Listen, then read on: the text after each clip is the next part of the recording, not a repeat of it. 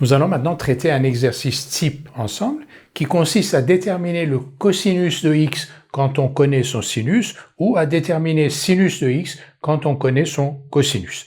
Alors cet exercice est une application directe de la propriété que vous connaissez, sinus carré de x plus cosinus carré de x est égal à 1 pour tout nombre réel x.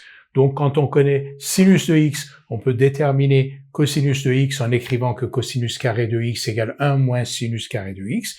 Et quand on connaît cosinus de x, on peut déterminer sinus de x en écrivant que sinus carré de x égale 1 moins cosinus carré de x.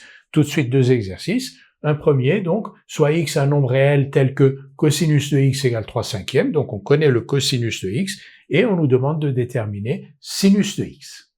Nous allons donc calculer sinus de x, sachant que cosinus de x égale 3/5.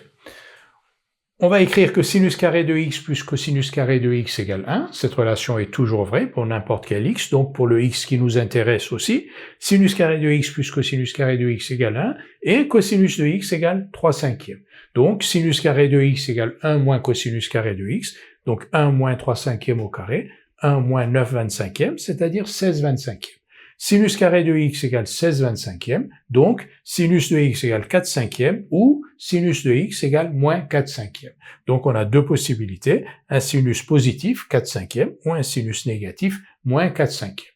Cela apparaît si on regarde sur le cercle trigonométrique. Donc voilà le point image de x tel que son cosinus soit égal à 3/5. Vous voyez ici x et ici x. Ces deux réels x ont un cosinus qui est égal à 3/5. Sauf que cet x-là a un sinus qui est égal à 4/5, c'est-à-dire il a une abscisse égale à 3/5 et une ordonnée égale à 4/5, et cet x-là a une abscisse égale à 3/5, c'est-à-dire un cosinus égal à 3/5, mais un sinus égal à moins 4/5. Donc on voit sur ce schéma cette dualité de résultats, un sinus positif et un sinus négatif.